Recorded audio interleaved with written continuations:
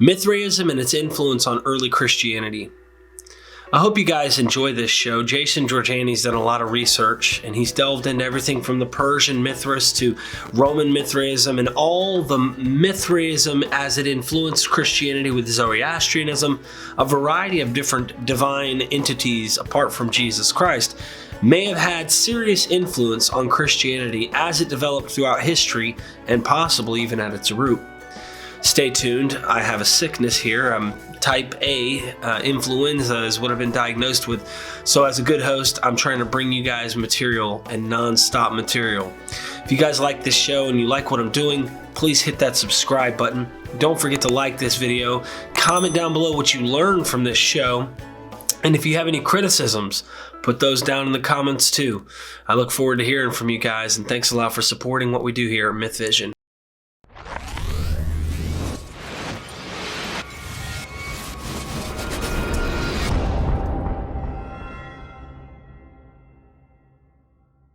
We are Myth Vision.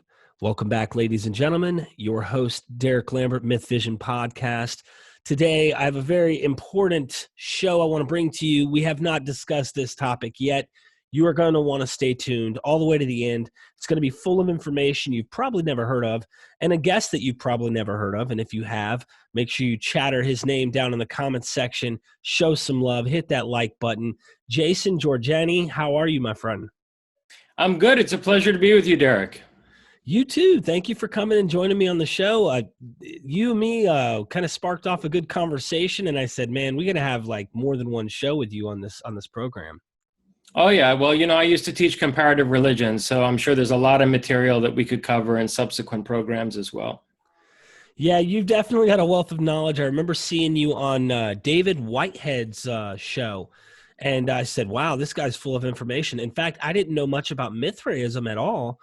I'm just a student. I'm nobody of any scholar. I'm just, I guess, a good vocal piece and good at uniting scholars and making communication happen. And I saw you and him, and I said, man, I got to talk to this guy one day, and here we are. Well, here we are, yeah.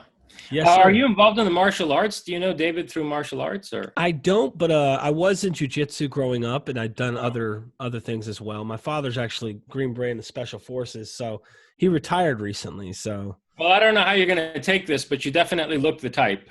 Thank you. Yeah, no, I always get the military discounts.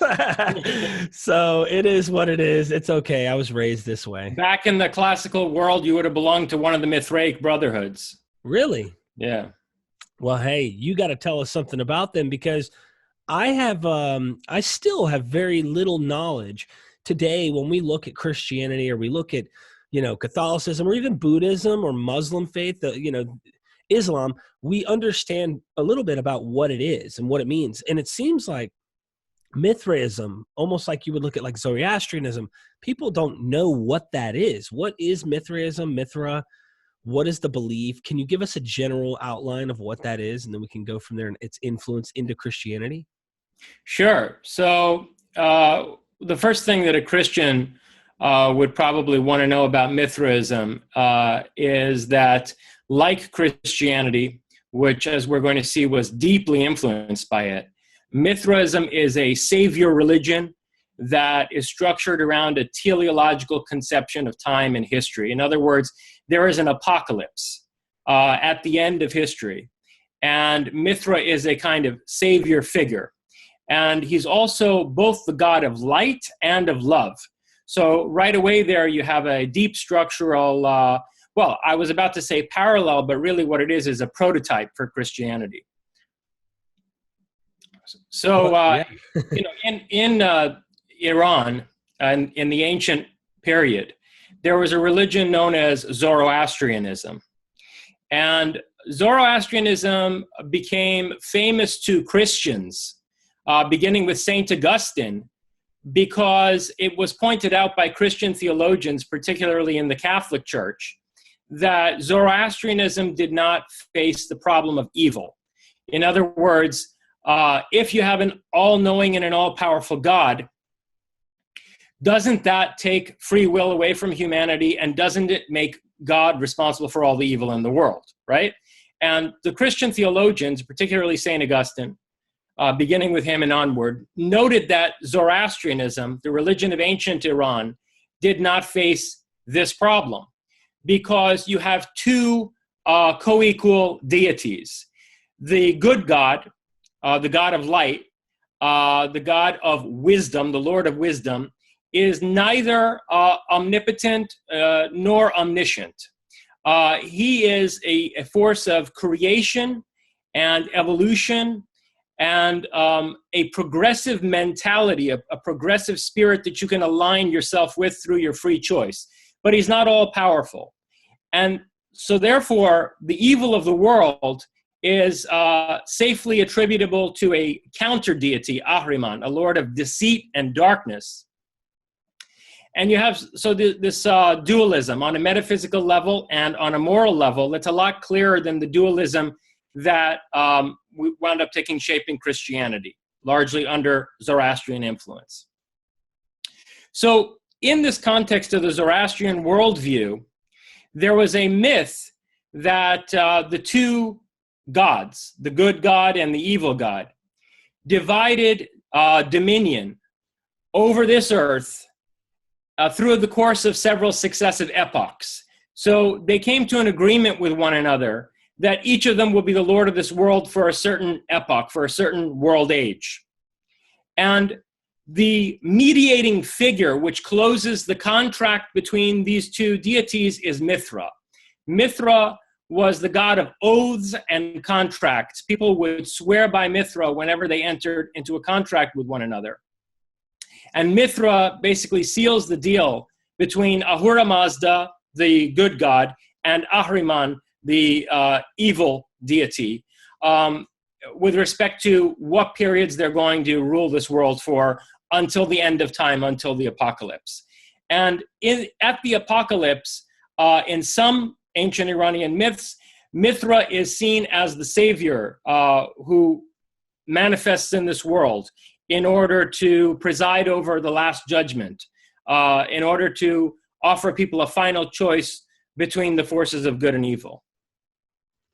That's fascinating. That sounds a lot like what we've been taught about Jesus in of course, Christianity in a lot of ways. I'm sure there's differences, and, people love to point those out and dwell on those because there's a lot of scholars that, I've been noticing who claim no parallels. Oh, no, there's no parallels. And a lot of them, I think, take more of a historicity angle on Jesus. So when they take a more real, literal Jesus, of course, they're not able to parallel so much to someone like Mithras or something else because, well, they have a real historical Jew and they go, well, in Judaism, this is completely foreign. So they look at Christianity and say, this is just a natural evolution of Judaism. But doesn't Judaism borrow from Zoroastrianism and Mithraism? And I mean, isn't this like, hey? Yeah, it's not at all a natural evolution. So before we get into the numerous influences that Mithraism had on Christianity, let's just back up a little bit and see how Judaism was radically transformed by Zoroastrianism as a precursor, to Christianity, late Judaism as a precursor to Christianity. So if you pay close attention to the Torah, to the books of Moses, the first part of the Tanakh or the Jewish Bible, the Old Testament, you'll see that there's no conception of heaven.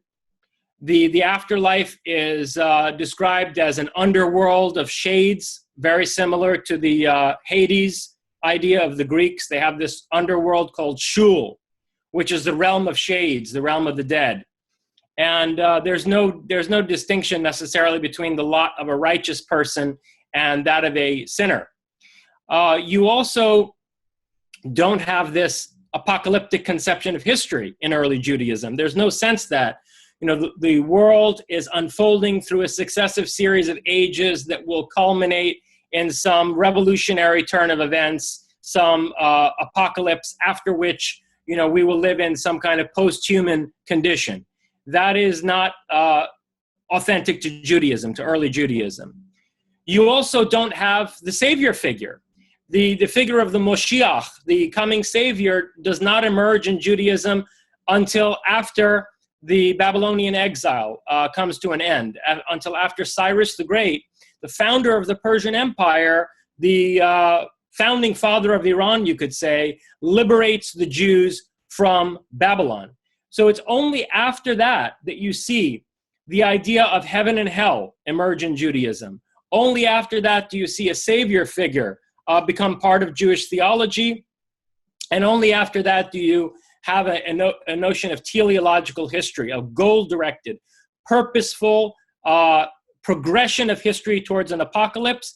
And perhaps more importantly than all of those things, if you pay close attention to Exodus, and this will piss off a lot of evangelical Christians, but it's a fact. If you pay close attention to Exodus, you see that there is no conception of individual conscience or personal righteousness. You are judged based on the sins of your forefathers and ancestors, and you are rewarded based on the righteousness of those in your bloodline who came before you. The God of the Torah, of the books of Moses, does not judge people based on their individual conscience, and he punishes people for misdeeds that are not their own. So the core of all Zoroastrianism, the core of frankly, both Zoroastrianism and Mithraism, of ancient Iranian religion in general, is the idea of personal responsibility, individual conscience, free will. And so I think this is another core idea of Christianity that emerges from out of the Persian influence on Judaism, beginning with Cyrus the Great. I should have started out asking if are any of these things, these items, written in your books, and which books would you recommend people definitely check out? Because I'd like to do some further digging myself, and I've went on Amazon. It seems like you have like 6 or 7 different books on Amazon, if I'm not mistaken. That's right. There are 2 books that focus primarily on Iran.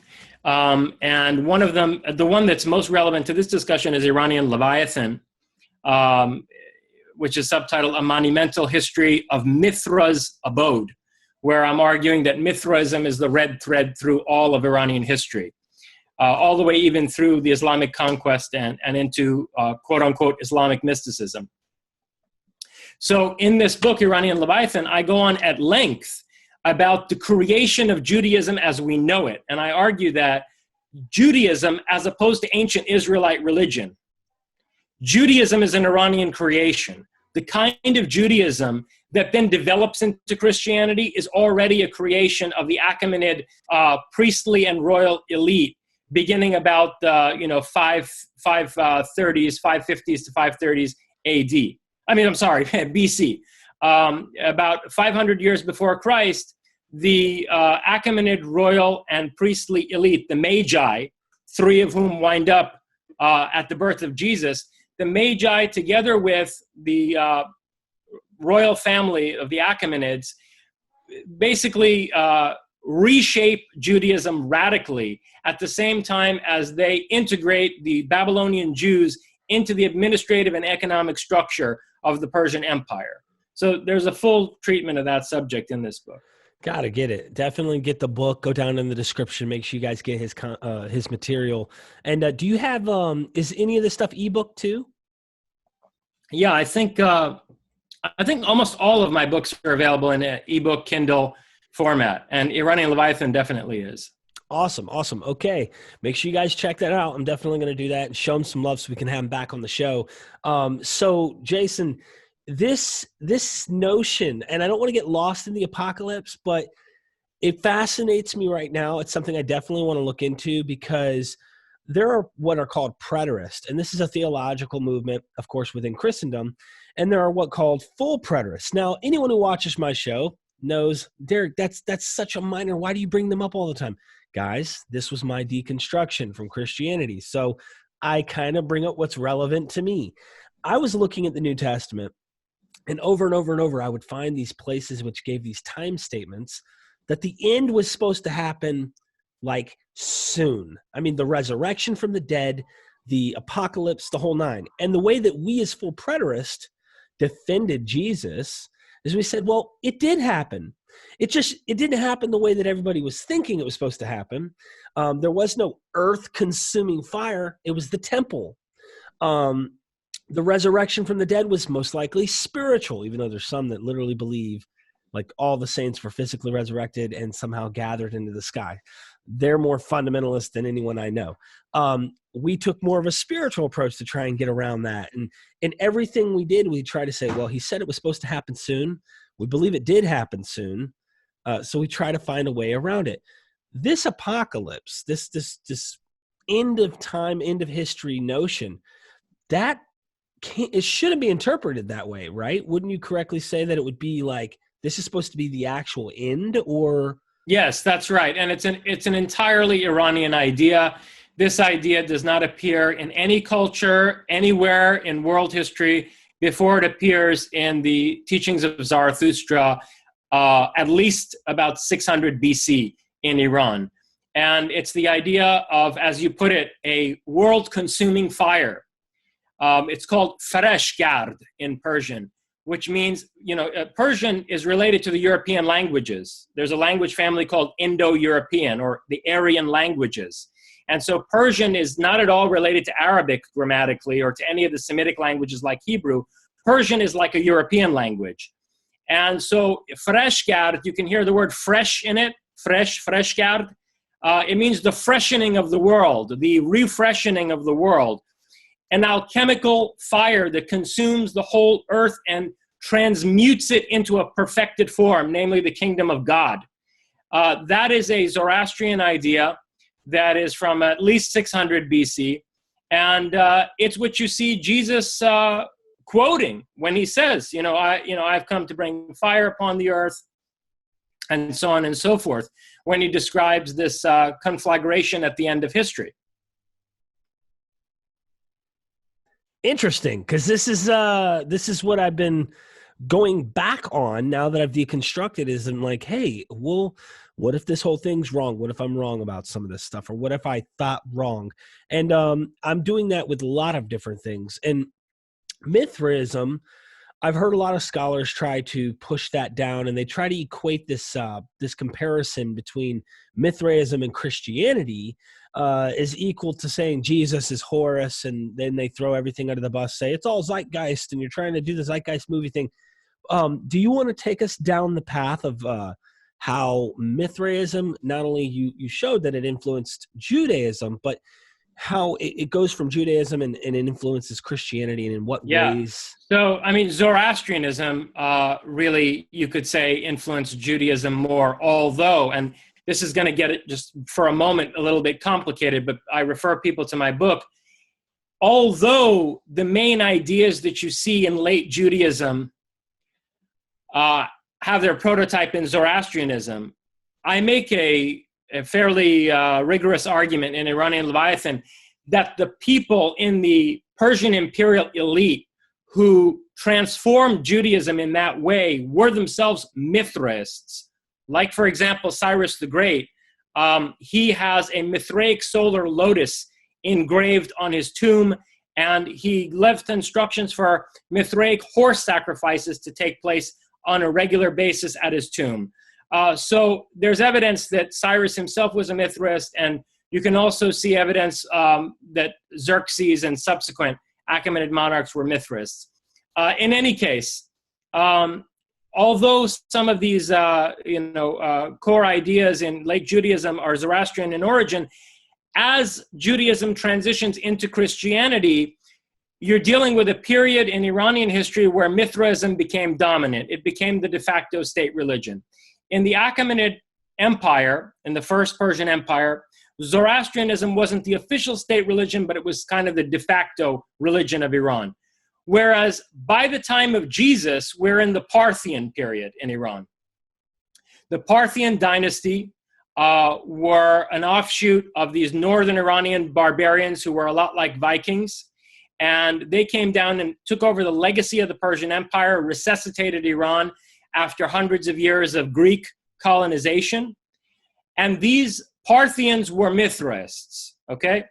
So from about 200 years before Christ, about 180 or so before Christ, you had Mithraism become dominant in Iran. And Iran starts to fight a series of wars with the Roman Empire.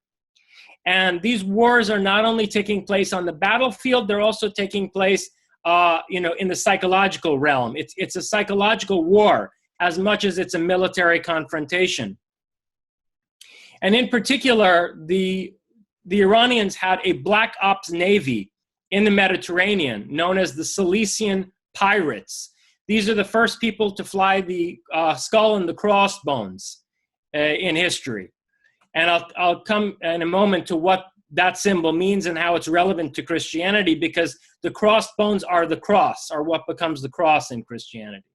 At any rate, these Silesian pirates got in league with the aristocratic houses in Roman port cities, and they converted them to Mithraism and then had them influence the religious shift of the Roman Empire toward Mithraism, which was so successful that by the time Constantine institutionalizes Christianity in the 320s, Mithraism was on the verge of becoming the de facto religion of the Roman Empire. We know that because only less than a generation after Constantine, Julian the Apostate attempts to reverse Constantine's decision, and as an initiate of Mithraism, tries to institutionalize Mithraism. So Constantine's institutionalization of Christianity was a protective measure to make sure that the Roman Empire, which is Iran's rival superpower, does not wind up converting to an Iranian religion, okay?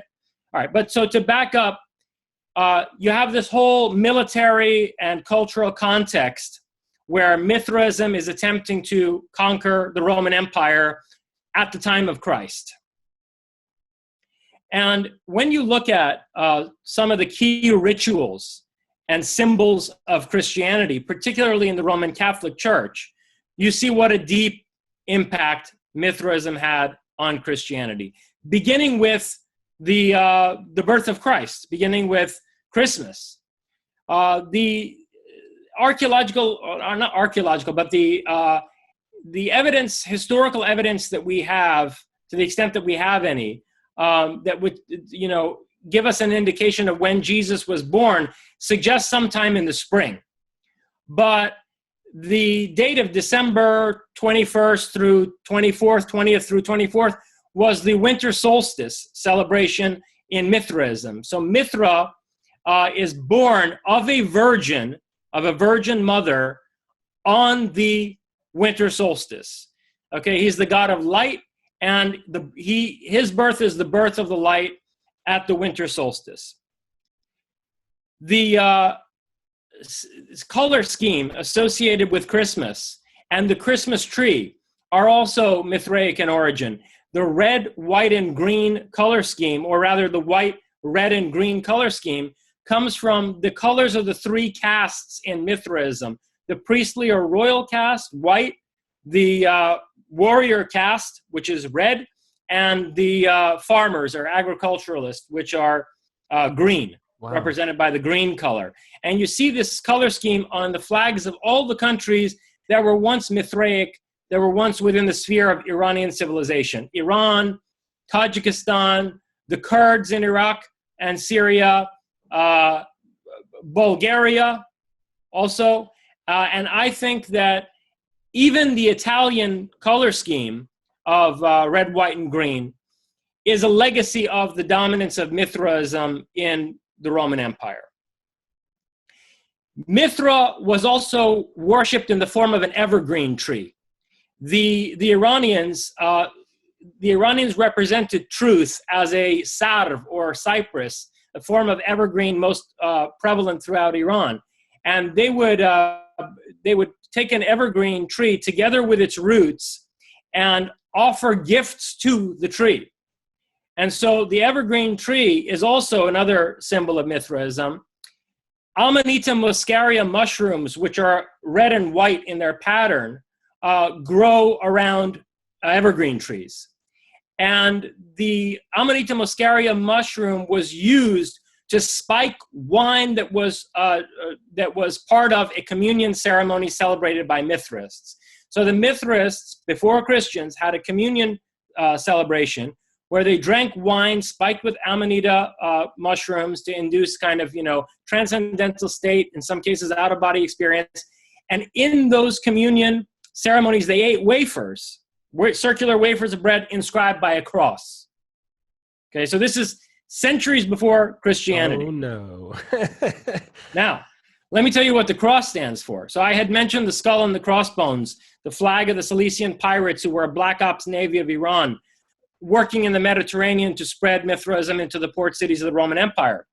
The cross on the skull and crossbones, which is also the cross on the communion wafer that these people ate, the cross symbolizes the crossing of the celestial equator by the ecliptic of the zodiac.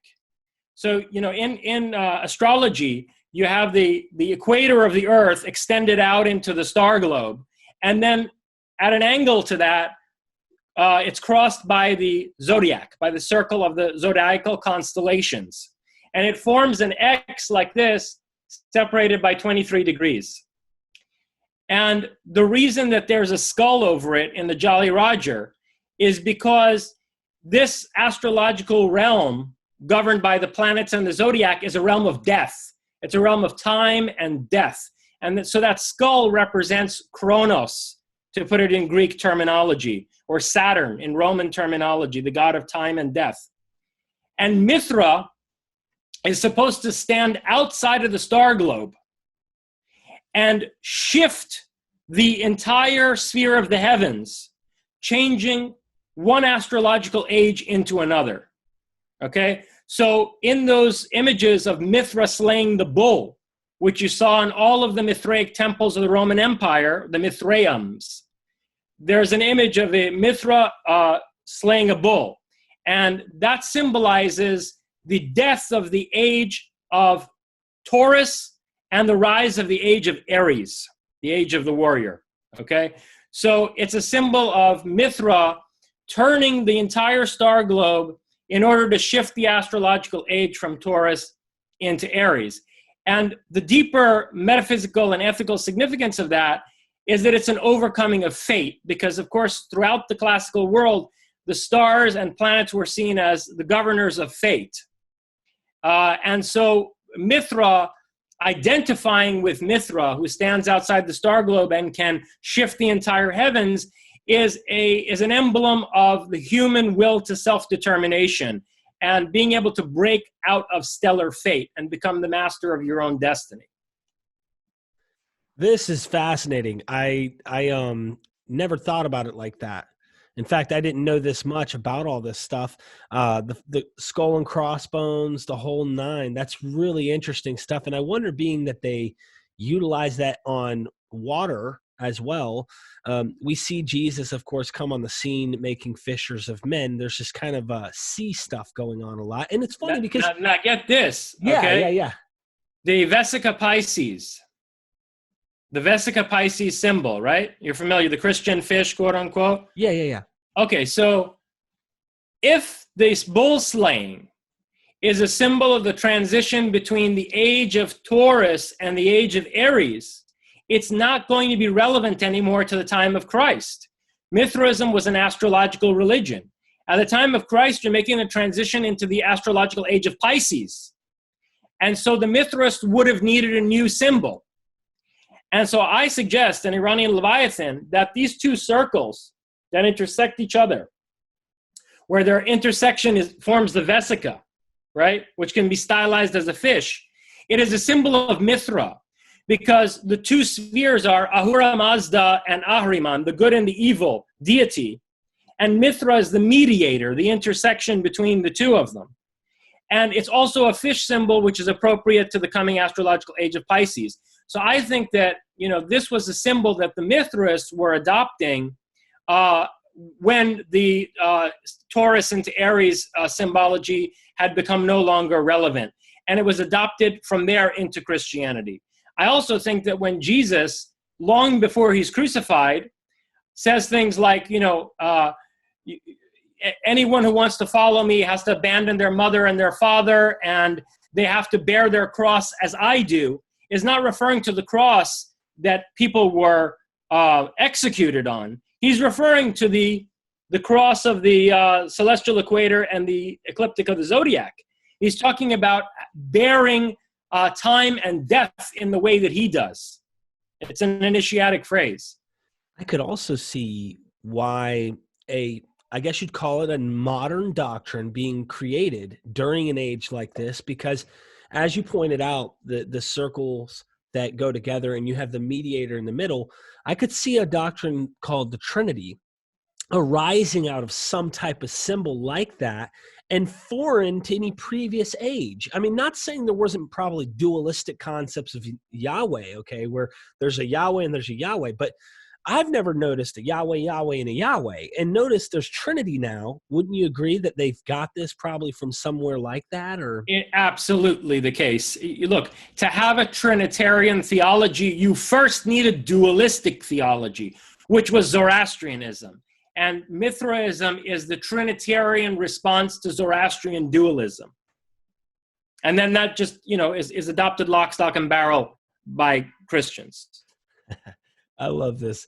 This is wonderful. And by the way, if anybody's watching, I have all sorts of diseases. No, I'm just kidding. I'm super sick with like type A flu. Man, I can't even think clear. But we talked about this and wanting to do this show. And I said, look, let's talk a little bit, if possible, while we get into the Mithraism, on your personal take on Jesus and the historicity, if there was one. And, whether you believe there is one or isn't, that's not what Myth Vision's about. We're not a mythicist program, like you have to not believe in a Jesus, but we do love asking the question, and who is this guy, if there was one, and things around him. You brought up an interesting thing. Maybe we can head that way in some point with Apollonius of Tyana, but maybe we deal with Jesus and build up to that. I don't know. No, I'll go into it right now. Look, Mithra is the god of light.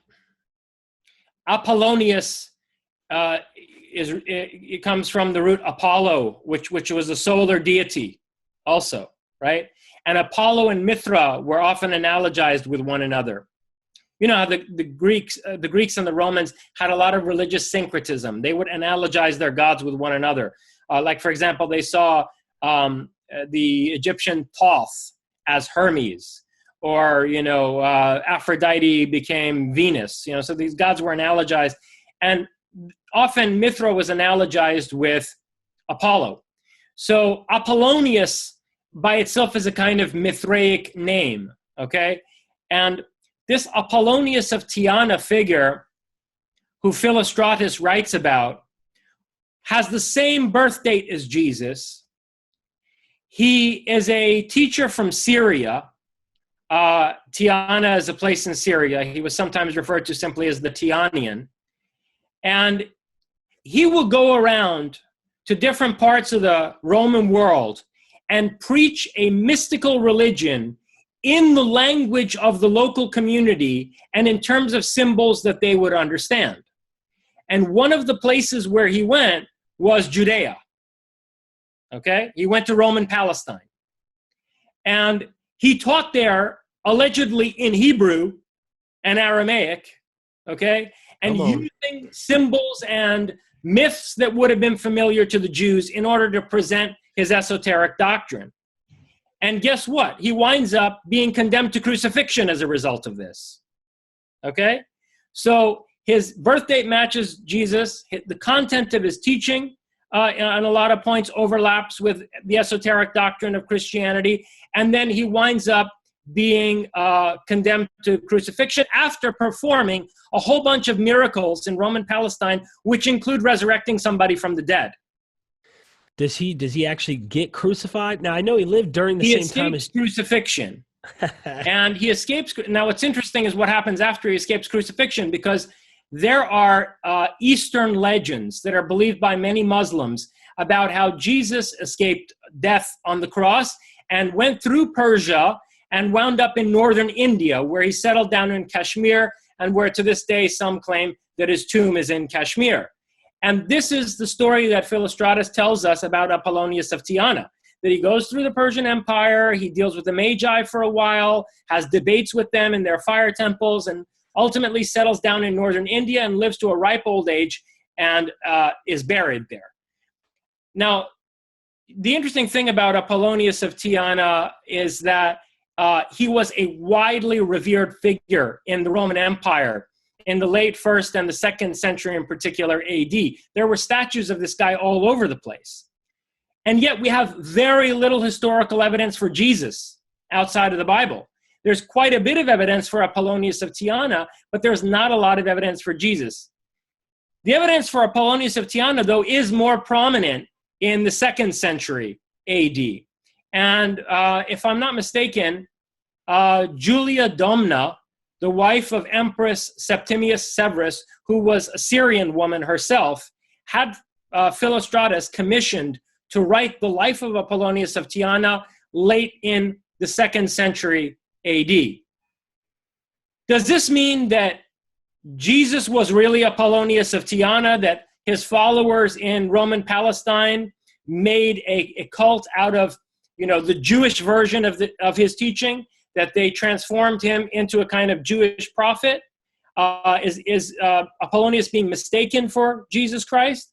Or is something more interesting than that going on? Namely, the creation of a mythic savior figure. On the one hand by Jews, and on the other hand by Roman pagans, simultaneously, parallel to one another. And what this would show is the sociological need for such a figure in that period of classical history. Fascinating.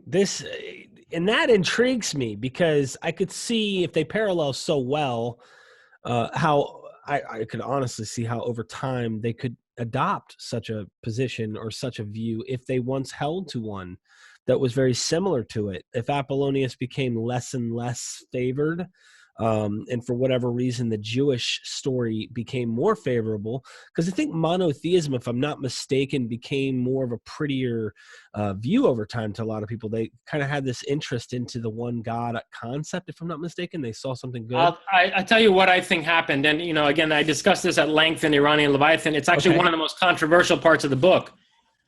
About 200 AD, the 220s AD, there was a man from a priestly what do you call it? Clan.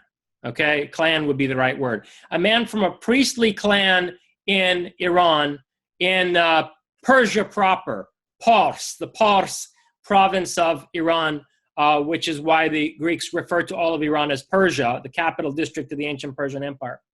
There was a man from a priestly clan in Pars called Ardashir Babakhan, who, after this, 4-century dominance of Mithraism, wanted to reinstitutionalize Orthodox Zoroastrianism. He actually came up with an Orthodox theological doctrine for Zoroastrianism when none had really existed up to that point. And this Ardashir Babakhan first carries out a coup inside Iran to take control of the state. And then he announces his intention to retake the entire Eastern Roman Empire for Iran. So, the Eastern Roman Empire, in other words, the Middle East, from Iraq, contemporary Iraq, all the way through to Egypt, had been a part of the First Persian Empire. And this guy, coming from out of the heart of Persia, the Persian heart of Iran, Pars, he wants to form another Persian empire to retake all of that Roman territory. And the people in those days living in Egypt, Iraq, Syria, Iraq was part of Parthian Iran, but Syria, Egypt, Jordan, and Roman Palestine, Lebanon, were all pagans. I mean, they were believers in different pagan religions, right? And here's this guy who's an Orthodox Zoroastrian. He's an ultra-monotheist. And he wants to come in, and this is a very important point. In Iran itself, he went around and he shut down all the Parthian temples. He thought they were too pagan. He shut down all the Mithraic fires. He turned off all the fires of the Mithraic fire temples and did God knows what to their libraries, because we have very little Mithraic literature from Parthian Iran. So this puritanical, Orthodox monotheist has his sights set on the Eastern Roman Empire. And I think what wound up happening is that the Roman elites realized that if this guy had done to Mithraism what he did in his own country and used Mithraism in order to reinstitutionalize Zoroastrianism, in other words, to sort of transform Mithraism back into Zoroastrianism through a top-down theocratic totalitarianism, he would be able to do the same thing in Rome if Mithraism became the dominant religion of the Roman Empire. And this would be an absolutely suffocating atmosphere for people who are believers in all of these pagan cults and who generally had a humanistic and cosmopolitan society. Okay? So the Roman elite, I think, realized that they needed the functional equivalent of Zoroastrian monotheism in order to defend against Iran. And they didn't have any religion like that in Rome. So they took Judaism, which was, going in a monotheistic direction, and which was extremely hierarchical and, more totalitarian than any pagan Roman religion. They took Judaism and they fused it with elements of the Mithraism that was rising to become the de facto religion of Rome. And it's from out of that fusion that Christianity emerges in the form in which we recognize it today, rather than, say, the Gnostic forms that were stamped out by the early church. That brings another question. So this is 2nd century, right? What do you do with the 1st century? Second into 3rd century. Okay. So, say there's some people who are listening who, because I try to bring you to their minds. Let's say there's some, I guess you'd say they're more, what's the text of the New Testament teaching kind of people. Now, they would come on, I know some people who would say, listen, this is a Jewish religion, right? And the New Testament, even though it's very paganized compared to maybe some of the Old Testament, it looks like it's mystery school type teaching stuff. It's done something completely different than the old, but they would suggest that the whole New Testament, even when it talks about the Gentiles, these Gentiles are probably scattered Israelites. Have you ever considered that notion that the Gentiles... Yeah, I think they're idiots, I'm sorry to say, because, look, first of all, what do you mean by Judaism? Right. To go back to what we were talking about earlier, if you look at the 5 books of Moses, if you look at the doctrine that's in Genesis and Exodus and God help us all, Leviticus, it is diametrically opposed to the teaching of Jesus. At least, unless you want to consider Jesus a schizophrenic, there are times when he says that I'm not come to abolish the law. I've come basically to fulfill the law. And, if you want to believe that Jesus said that, then he was a schizophrenic or had multiple personality disorder. But if you want to form some kind of a coherent esoteric teaching from out of the sayings of Jesus in the Gospels and the New Testament generally, you would have to say that it's diametrically opposed to the revelation of Yahweh in, Exodus and Leviticus and so forth, right? Now, how do we get from that ancient Israelite religion to Christianity? Well, we go through late Judaism, okay? We go through the Judaism that evolved after the Babylonian exile, after Cyrus the Great basically became the Messiah of the Jewish community. He's the only Gentile that's referred to as the Messiah by the Jews. Cyrus the Great is the first non-Jew, the first Aryan, frankly, Goyim, who is referred to as Moshiach. And so Cyrus, beginning with Cyrus, the Achaemenid royal elite sort of become the patrons of the Jews. But this is, at the very least, a two-way relationship that leads to the total transformation of Judaism.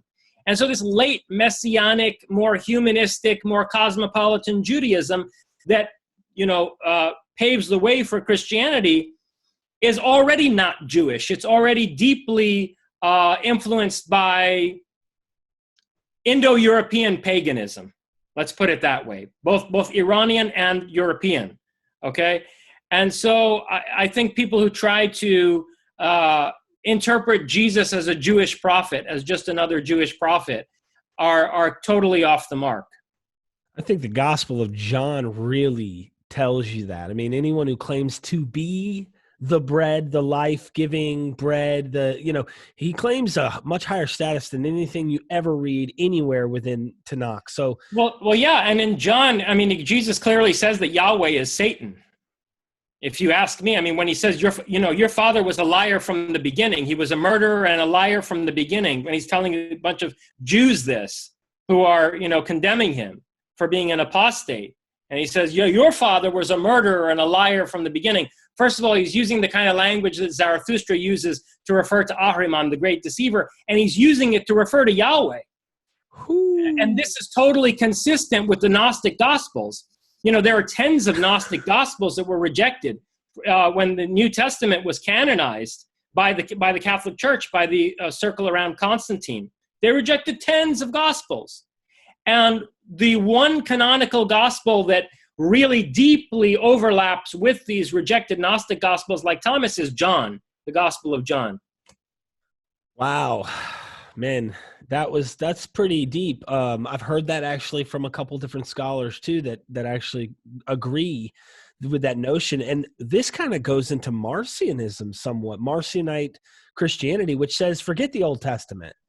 And it's interesting that someone would come on and say, it's a good book and all, for them, but we don't need that. That's something that has nothing to do with us. So I find that quite fascinating. And jumping back to what you were talking about in the 2nd, 3rd century, why they would utilize this, what's called Christianity, not called Judaism, called Christianity, is used to defend themselves against this Zoroastrian rise, is probably why at the end of the day, Constantine makes it the state religion. Because if I'm not mistaken, was it Eusebius that lies and pretends that Constantine was hardcore Christian? And then that's right. Later on, he's like, yeah, the guy was a pagan and he was, what's going on? It was a strategic move. It was a question of national security. You can't very well, look, I mean, it was fine when the Persians and the Romans were fighting each other, or rather the Parthians and the Romans were fighting each other when Iran was Mithraist. Because the Mithraists were not going to come in and destroy all the pagan temples or radically alter the character of Roman society. They were as cosmopolitan and humanistic as the Romans. But once you have this Orthodox theocrat out of the Shir Babakhan attempting to institutionalize some kind of new, radically monotheist and very conservative form of Zoroastrianism, the Roman pagans are facing an existential threat. Roman society is facing an existential threat. And so they need to put up a dam against this cultural infiltration. Okay? So therefore, they have to amalgamate Judaism with elements of Mithraism in order to create Christianity as a cultural barrier. And, when we look at some of the key rituals of the Catholic Church, we see, how prevalent Mithraism must have been and how much these aristocratic framers of early Christianity felt the need to appropriate elements of Mithraism into Christianity in order to make it successful, in order to have it be a successful social engineering project. So another example is the Ash Wednesday ceremony where they put the ashen cross on their foreheads, the Catholics do. This comes from the ritual of the 3rd grade of initiation into Mithraism, which is the grade of the soldier. And in the grade of the soldier, the initiate is offered a crown on the point of a sword. And he takes the crown and he first puts it on his head. Then he removes the crown and throws it on the ground. And he says, "My crown is my Lord. Mithras is my crown," meaning that he's a soldier of Christ. And then the initiator slaps his face like they do in the Catholic Church, slaps his face like they do in confirmation. And then he puts an ashen cross on his forehead. And the ash represents that burning of the world at the end of time, the Frashgard, the transformation of everything, including yourself, into your perfected form. And the cross, again, is the ecliptic crossing the celestial equator. So that Ash Wednesday cross and the idea of being a soldier of Christ come from initiatic rituals of Mithraism. Also the hat of the bishops, the mitre of the bishops, is a Phrygian cap. It's that, the Smurf hat with the top that flaps over, right? This was the cap that Mithra wears in all of the sculptures of Mithra slaying the bull and in other depictions of Mithra. He wears a Phrygian cap, and it's red. And this is where the mitre of the bishops comes from. And it's also, frankly, where the Santa Claus hat comes from. It's the entire Santa outfit with the red pants and the jacket tied with a belt is a Mithraic riding outfit. The Iranians invented pants. They were the greatest horseback riders in ancient history. The Parthians, who institutionalized Mithraism in particular, were known as the greatest horsemen of the ancient world. So they're the ones who invented riding pants. The Greeks and the Romans went around in togas. Pants came to Europe from Iran, and so did vests, so did jackets. And in particular, the Mithraists wore these red riding pants and jackets tied with a belt and the Phrygian cap. So the Santa Claus outfit is just straight out of Mithraism. They were bringing presents everywhere, man. So let me ask I guess a progressive question I think is important, because we didn't plan this one, but you got me journeying in my mind and following you historically and why these things are. And I know this is a little jump, but I have to ask about Islam, the Muslim faith, Islam, and this.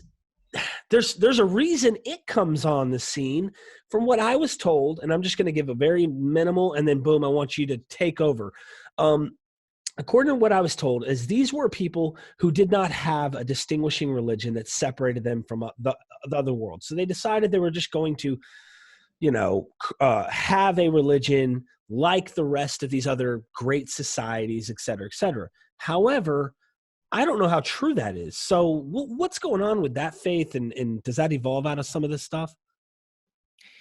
Okay, now you've asked me a question, the answer to which is really going to piss a lot of people off.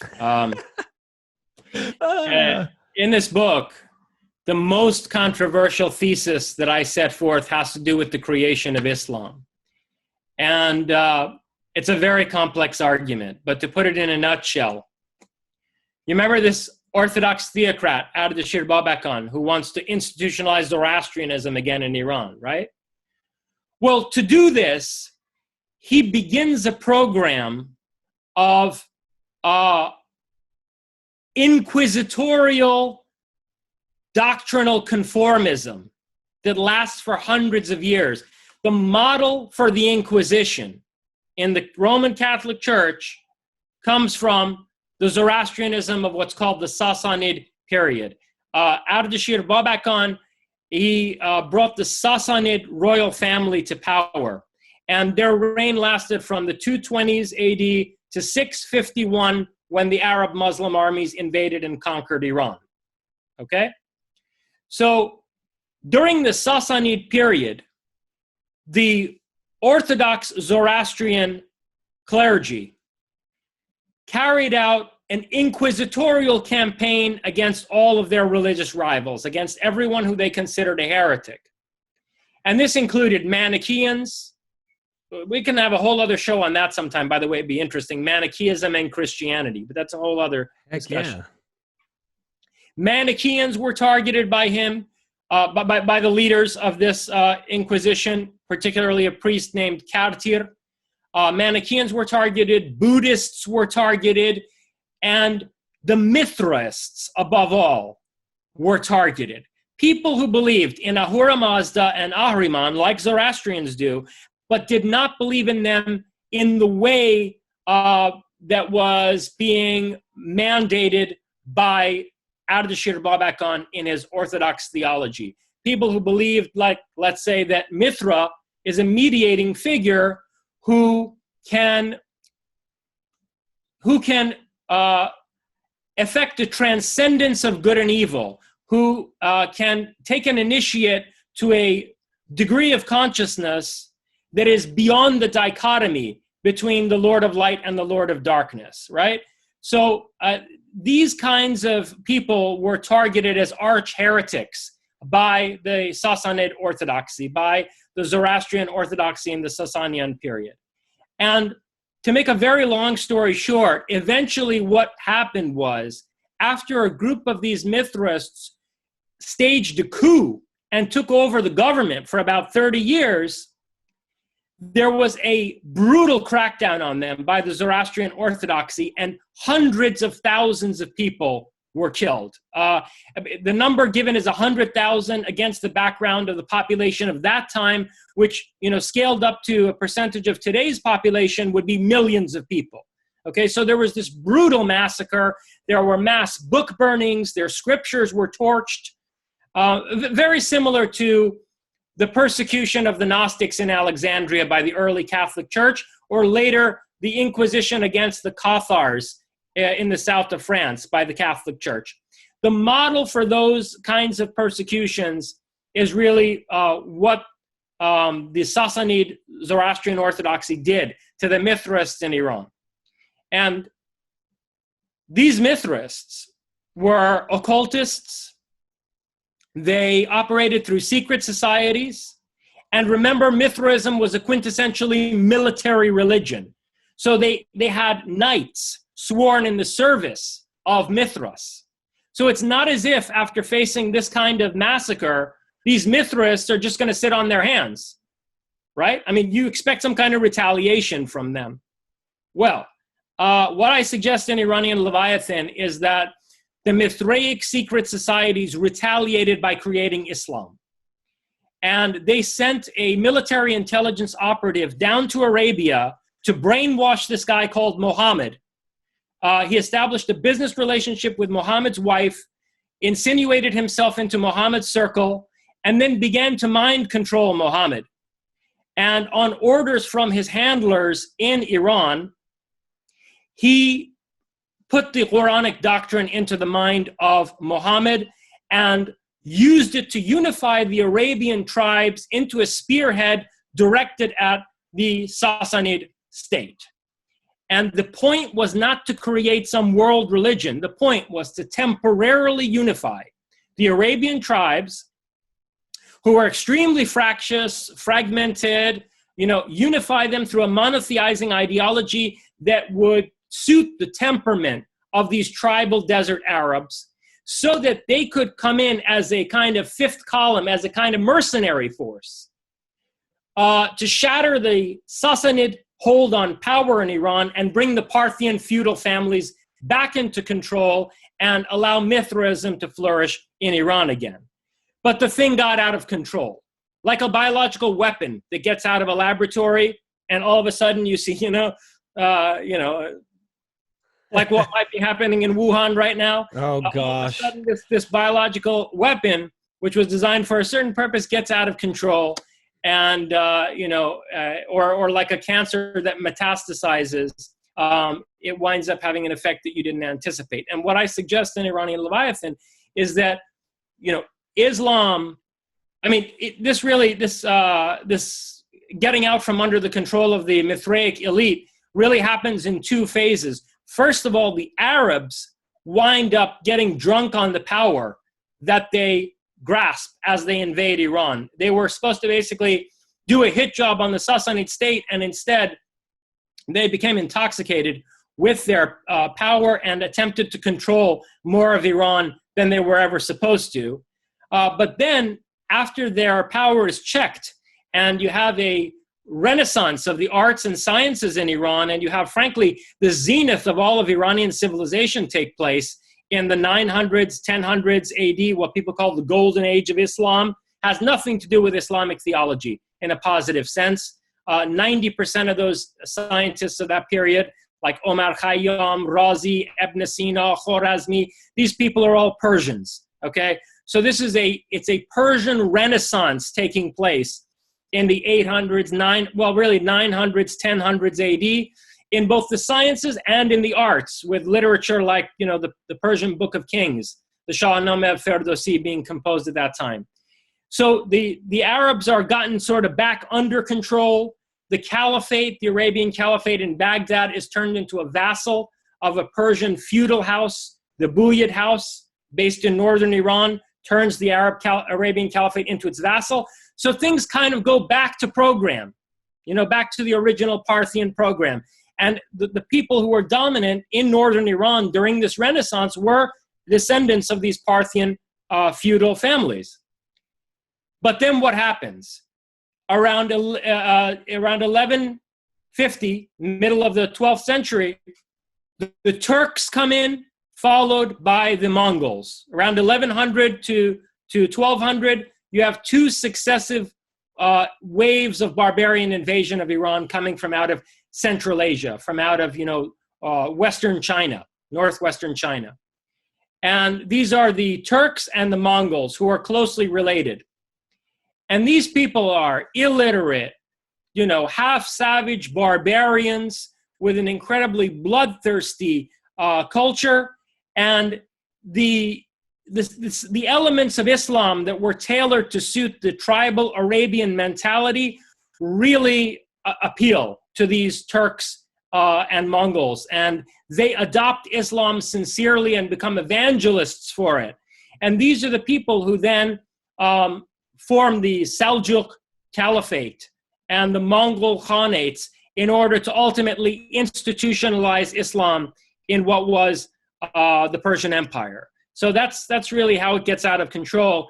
The Parthian elite, I argue, did not anticipate the Turkic and Mongol invasions of Iran and the way in which this ideology would act on the psychosocial system of these Central Asian barbarians. This is an awesome history lesson. Do you have anything you can add pertaining to like the apocalyptic approach in terms of Muslim faith? Did they have a similar Zoroastrian or Mithraic apocalypse idea of the earth? Did they? Yeah, well, it's coming from Zoroastrianism again. First of all, the Quran claims to be the completion of the message of the Torah and of the Bible. So if it's going to, of the Gospels. And so if it's going to complete the message of the Gospels, it's going to have this idea of the apocalypse by default, right? So, now that you have that emerge in late Judaism and then it becomes canonical to the New Testament, you have to have this idea in the Quran if it's going to claim to be the completion of the Abrahamic revelation. But I think that, that apocalyptic vision that you have in Islam particularly is prominent in Shiite Islam is also another indication of the direct Iranian engineering of Islam. The fact that Salman al-Farsi, Salman the Persian, the handler of Muhammad, was operating as an agent of these Mithraic secret societies. He introduced this apocalyptic vision of history into the doctrine of the Quran, which many people around Muhammad at the time claimed was being engineered by this Persian. There were a lot of people in Muhammad's entourage who were accusing Muhammad of being mind controlled by this Persian. I think it's funny that and I don't know if this has any influence, but I remember reading in the Quran, Muhammad comes around some polytheists at some point, and he acts like they're all A-okay, like everything's cool, don't worry, you're all good. And then, I got a revelation from Allah. These guys aren't cool no more. Satan took over my tongue or my mind or something. And I know Christians, the reason why I knew this is Christians were debating Muslims all the time. They're like, do you really believe in a prophet that claims that the devil could take over his mind and you still believe he's telling the truth? So do you think that has any influence in where you're talking about this whole mind control thing? It has a lot of influence because Muhammad wasn't in his right mind when he was composing the Quran. It's very obvious if you study Islam. If you study the Quran and the hadiths, the traditions of the Prophet, that this man would recite the Quran in a trance medium state. He did not know what he was saying. There are parts in the Quran where all of a sudden the revelation breaks off and God comes in like over the radio channel and says, oh, don't move your lips so fast to try to memorize this right now, Muhammad. If you ever need any of this later, I'll just send it again. And then it goes back to the revelation. Okay? So Muhammad is always referred to in the Quran in the third person. In other words, when this guy mentions himself, he's mentioning himself as if he's someone other than himself. The Quran is recited in Allah's voice. It's expounded in Allah's voice. And so Muhammad is channeling something. And occasionally there's a break in the channeled information where, instead of revealing the Quran, God gives a special message directly to Muhammad. All right. So you got a guy who is the equivalent of the trance mediums studied by psychical researchers or parapsychologists in the late 1800s or early 20th century. That's what he would have been classified as if he were living in the modern age, a trance medium. So he doesn't know where this stuff is coming from. In other words, if the devil hacks the channel and comes on instead of Allah at one point, Okay. Bringing this back to real quick on a reference I think is important.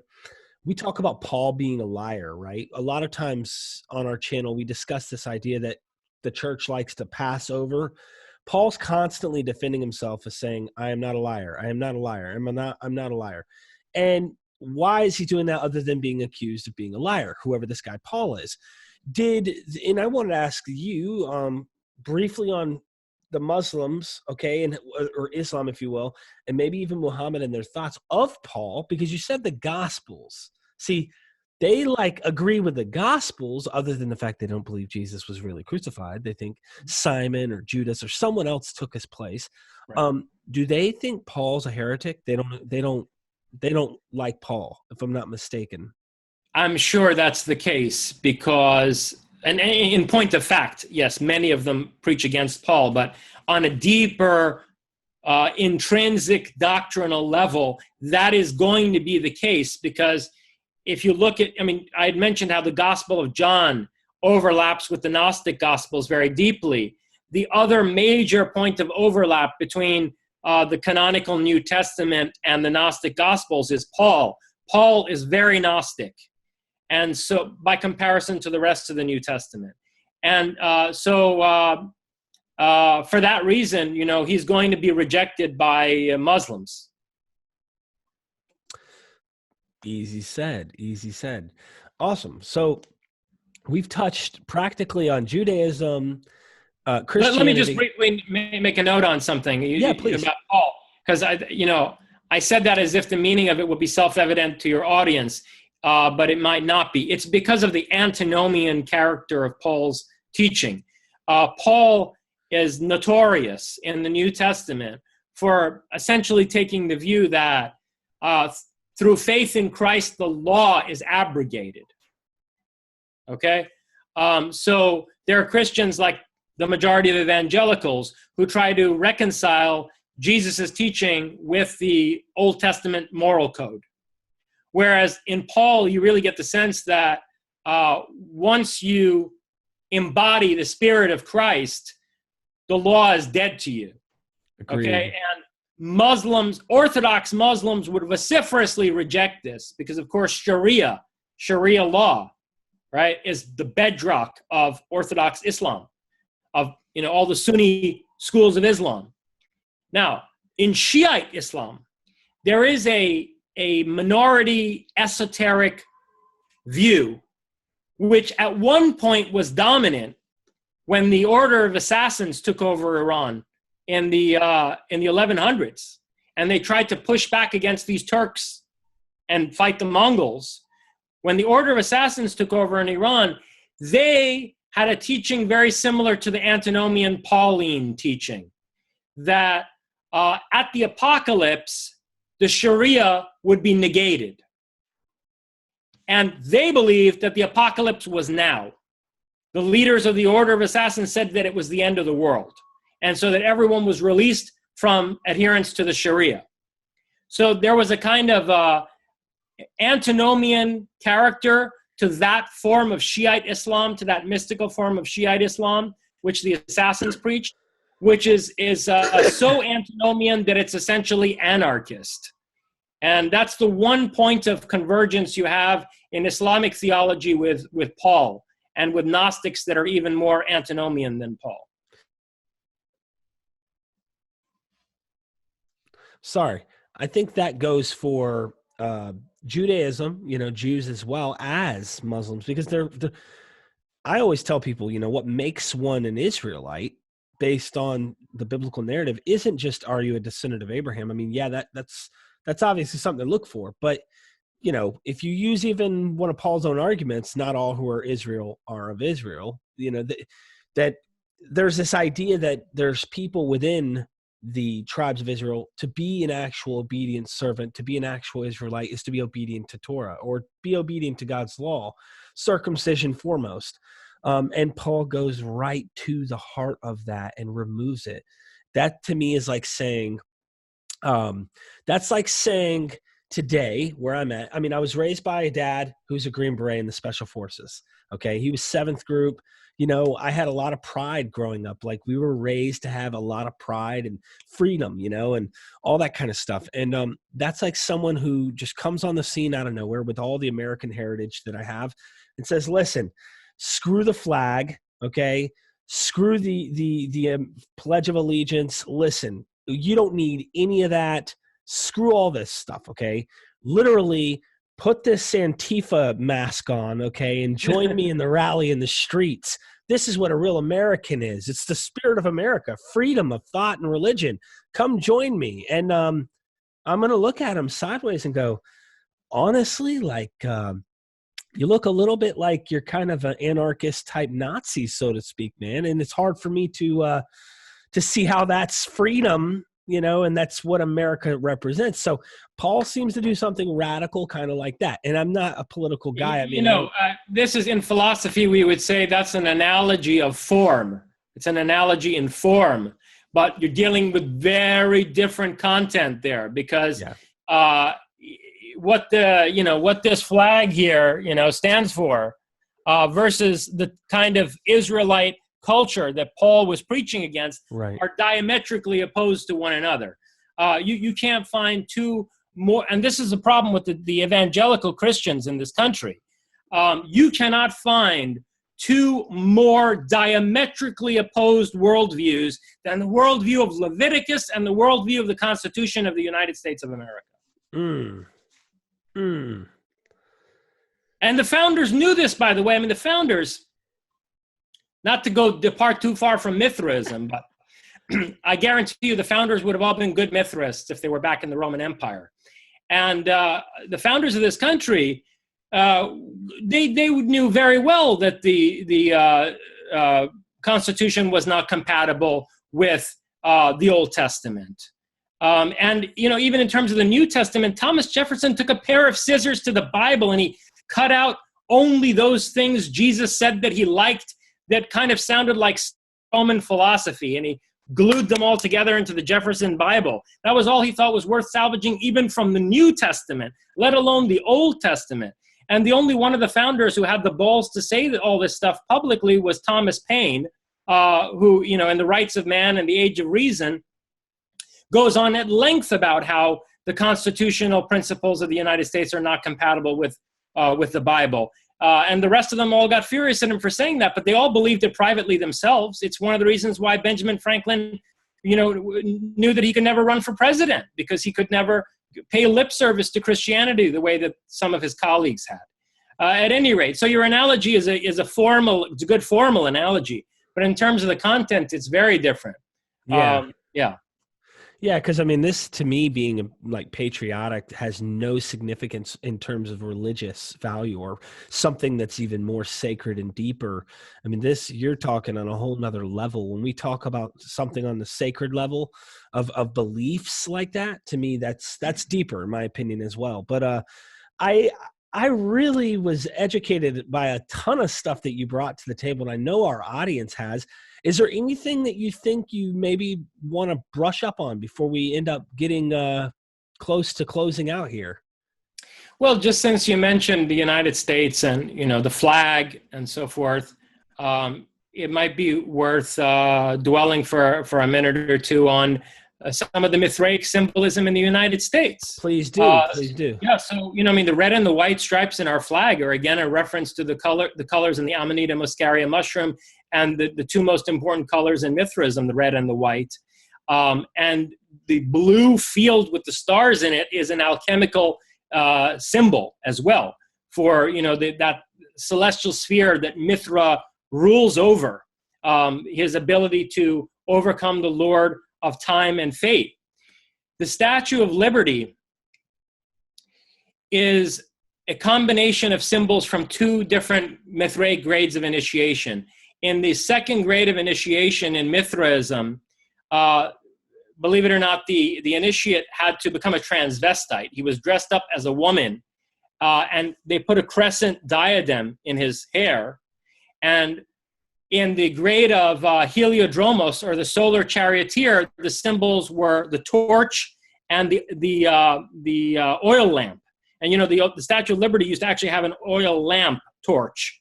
So the torch and the oil lamp, and then the nymph with the crescent diadem, these are symbols from two different grades of initiation that you see in the Statue of Liberty, together, of course, with the solar halo, which is often depicted around Mithra's head. The aura, or halo, around the heads of kings and prophets is an artistic convention that's from Mithraic Iran, and that spread both to the east into Mahayana Buddhist artistic depictions and sculptures and paintings, and then into the late Roman and medieval West. So the Statue of Liberty, it could be argued, is a feminine incarnation of Mithra, and the person who designed it, Bartholdi, was a Freemason. And the Masons are steeped in Mithraism and studies of the Mithraic mysteries. So that's another American symbol. What if someone says, well, the red and the white is the blood, and the blood is the red, and what do you say to someone who thinks this is just about the bloodshed for our freedom and giving a different position on the flag? What would you say to that? I would say they can go on believing whatever motivates them to fight for that flag. Right. Okay. To speak of which, let me add also another military symbol. Talk about fighting for the flag. Even though it's become rather infamous these days because of its appropriation by Mussolini in Italy, the fasces is a very important American symbol. You see the fasces in Congress behind the podium where the president speaks. And you see it under the two arms of Abraham Lincoln in the Lincoln Memorial. There's the fasces under each of his arms. And the fasces, which is the bundle of sticks that are bound together, right? Meaning that individually each stick is breakable, but in a bundle bound together, they become unbreakable, right? That's an old military symbol that was introduced into Rome through the Mithraic influence of Iran on Rome. The most ancient form of the fasces is in rock carvings that you see on the mountainsides in Iran, where Mithras is holding the fasces, which in Persian is called a barsom. And it's these individual sticks that are bound together into an unbreakable bundle. So that's another symbol that's very common in America, in American iconography, that's Mithraic in origin. You got me thinking. I had to write it down while you were talking here. We were talking about how Mithraism, there was the skull and the crossbone on the flag during the sea. Well, there's this weird conspiracy in the United States that presidents like to visit this thing called the Skull and Crossbone meeting. Now, is there some secret society that is going on that you think ties into ancient Mithraism in the skull? Of course. Okay.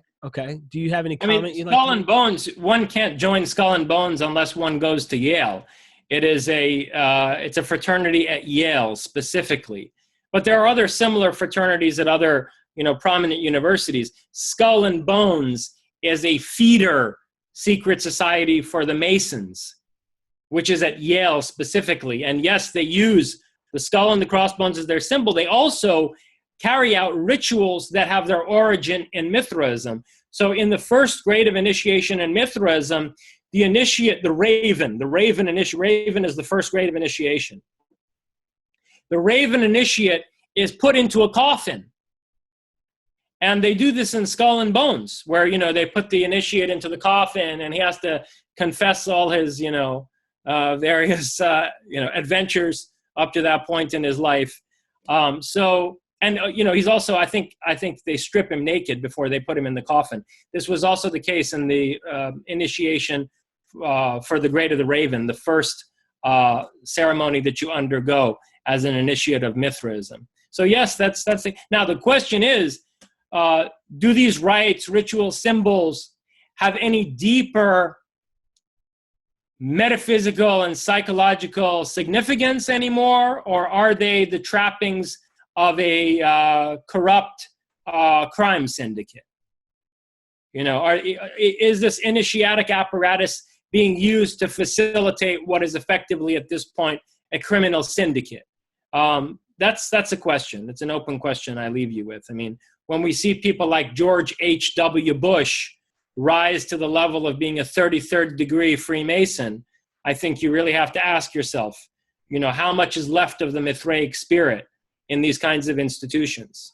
Yeah, he doesn't sound, I don't know if this would mean anything, but I would suspect your understanding of the esoteric and the deeper knowledge of things would reflect on someone who's a 33rd degree, because I've even had a 32nd degree Freemason join me on this program, and he's full of information and insight on this. And what is George W. Bush but other than a fundamentalist Zionist Christian? I mean, it's like, to me, unless that's all a front, it's hard for me to believe a 33rd degree Freemason who's been educated in all the secret. Well, W was the fundamentalist Christian. Right. But it's hard to believe how the son of a 33rd degree Freemason could wind up being such a, frankly, moron theologically. Right. Theologically, he literally is waiting for Jesus to ride on a cloud, somehow fly back here, come on, I'm coming back, second coming of Jesus, to me, that's a little like, whoa. So his father was, I'm sorry, I misheard you. So his father was the 33rd degree Freemason. Interesting. Yes, his father was a 33rd degree Freemason, the same father who was the director of the CIA, whose father in turn was Hitler's primary financier in America. Prescott Bush, W's grandfather, H.W.'s father, was Hitler's principal financier in America. And it's an interesting family. Now, I'll give you briefly, I think that the reason that, W was such a theological moron, despite his father's pedigree, is that they were using him. That, H.W. and Dick Cheney and these other power brokers in the second Bush administration were using W's theological worldview in order to manipulate him into taking certain courses of action that were in their interests, like the war in Iraq. Middle East. Right. Makes sense. I mean, it makes kind of dark, a father manipulating his son that way, but history keeps repeating itself. Yeah, it wouldn't be the first time. Exactly. One more question, if you don't mind me asking. Let's jump back to Jesus for 1 second. And I wanted to ask you, since you're well aware of all these different ideas, do you believe that there was a historical Jesus? I'll give you an interesting answer to that question. Okay. I don't know if you've ever heard of the remote viewing program. No. The remote viewing program was a CIA funded psychic espionage program directed against the Soviet Union, because in the 1970s, America found out that the Russians were using psychics to spy on America. And so they decided they needed to have a similar rival program. And the CIA funded the initial research at Stanford. And then ultimately, once the program became operational, it was subsequently taken over by the Defense Department. And so they had this program from the late 1970s all the way into the end of the Cold War. It was dismantled with the collapse of the Soviet Union in 1991. And these remote viewers, these clairvoyant spies, were capable of looking at any event in the human past. They did this in order to reconstruct, let's say, what happened during a terrorist attack. Okay, like Pan Am Flight 103, they were able to reconstruct what actually happened on that airplane by sending one of these psychic spies into the past. And they found that they could do this with any date and event in history.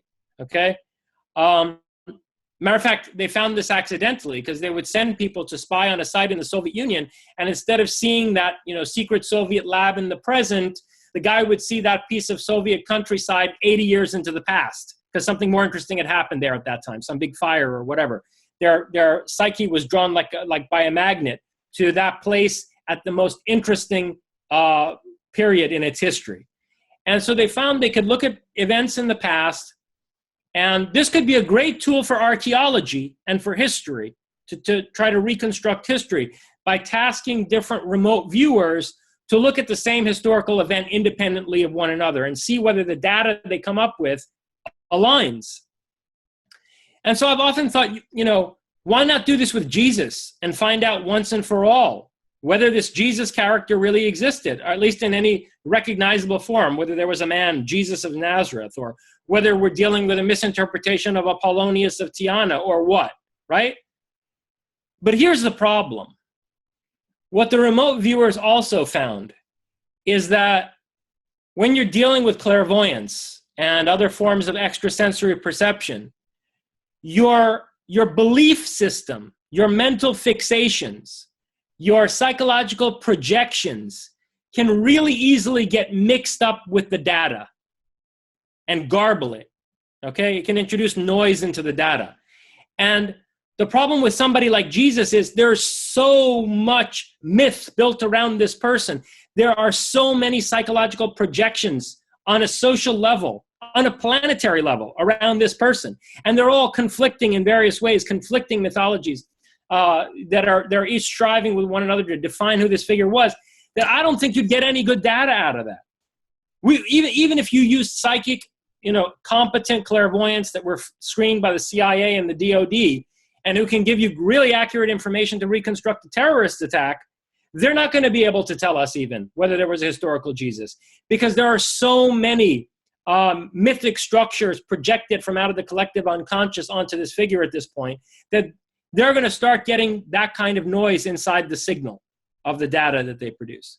So that's a long way of saying that, I wouldn't be so presumptuous as to be able to answer that question more definitively than, the most competent clairvoyants that you could enlist to go back and look at Roman Palestine, in the early decades of the, AD.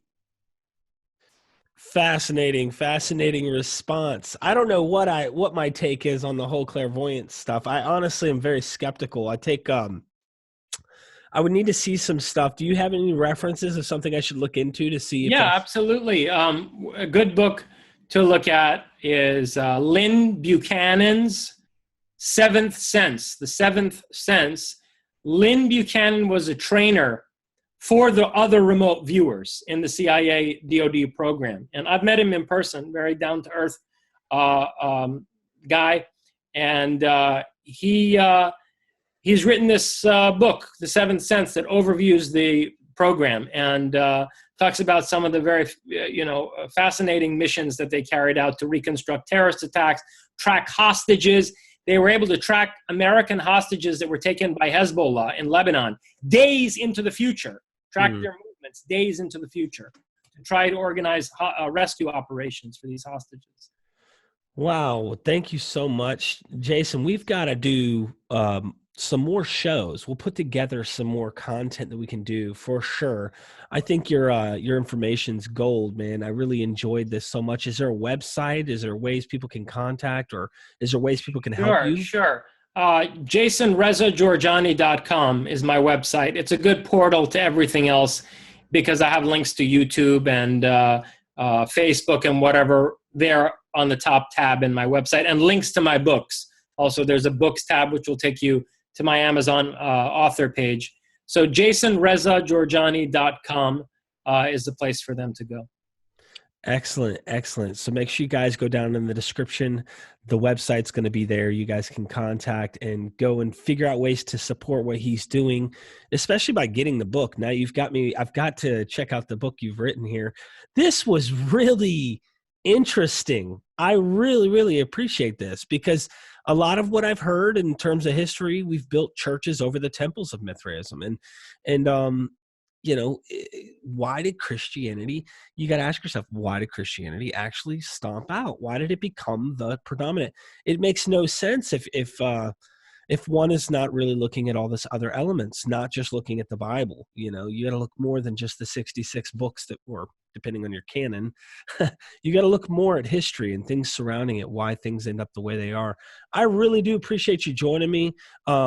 You guys can go through his website. I also have the book on my Amazon affiliate link. If you guys decide you want to go in there, I'm actually added all his books that are on Amazon in that link too. So either avenue, if you're looking to get the book, but go to his website, show him some love, help him support him on what he's doing here so we can get him back on the show, because this information is gold, and Myth Vision Podcast wants to keep digging it. So I really appreciate you joining me, Jason. Thank you, Derek. It's really been my pleasure, and I look forward to having another conversation soon. And hopefully I don't have the flu this time, so I can be a lot more interactive with you. I hope you get well soon. At least it's not coronavirus. Please. I hope that ends soon too. So yeah, I really appreciate that, brother. And for those of you who are watching who don't know, we are Myth Vision.